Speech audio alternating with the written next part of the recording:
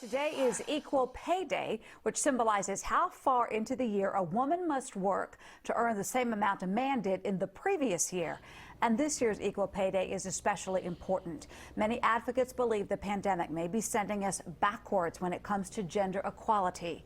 Evan Anderson is in the newsroom right now with more on what you can do. We are all ears. Evan, good morning. Good morning to you, Deborah. Good to see you. Yeah, this is not meant to be a day to celebrate, but a day to highlight the overall pay disparities between men and women across the country. And we know women have left the workforce at a much higher rate than men during the pandemic. President and CEO Cathy DeWitt Dunn from DeWitt and Dunn Financial Services joins us here this morning to talk about how women can level out the financial playing field. Cathy, first off, good morning. Good to see you. Good morning to you, Evan. Okay, so we've talked about a conversation that we've had for a number of years. It's an issue we've been talking about for quite some time. Why is it important to continue the gender pay gap conversation, Cathy?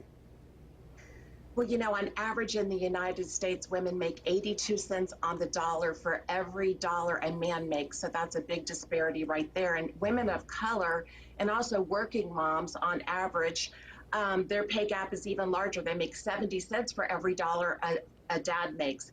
And the challenge is that's just not their income that's impacted. Later down the road, that's also impacting their retirement accounts as well as their savings. So we really need to take a look at that and how we can maybe focus in on planning a little bit more for the future.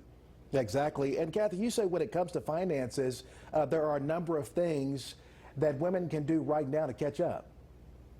Absolutely. I think the biggest thing is take control of your financial future. And if that even includes budgeting daily or doing long-term planning, it's so important because you're going to need to have some strategies for your retirement income later down the road.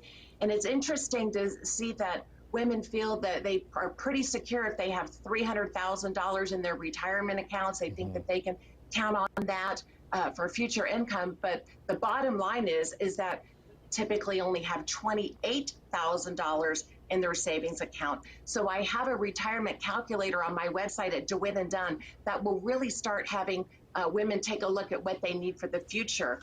And then also we need to build our retirement accounts.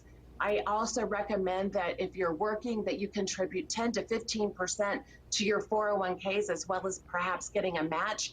Or if you're not working and you're filing a joint income tax return, you can contribute to an IRA.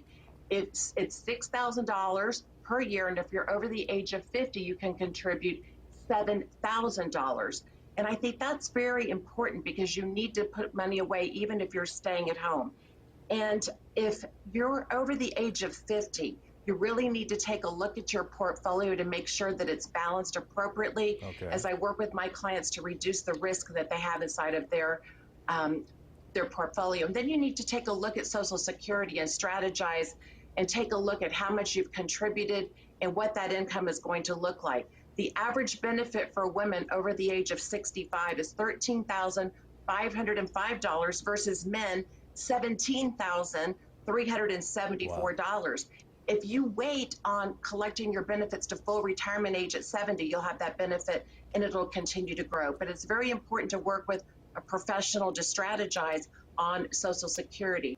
And then also I just say you need to save for emergencies and you need to have at least a 3 to 6 month savings plan or money in an account, just like we saw what happened with the winter storm. You just don't want to have your whole life turned upside down. So out of sight, out of mind, and put money away.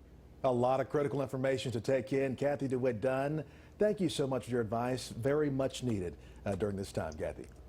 Thank you, Evan, for having me.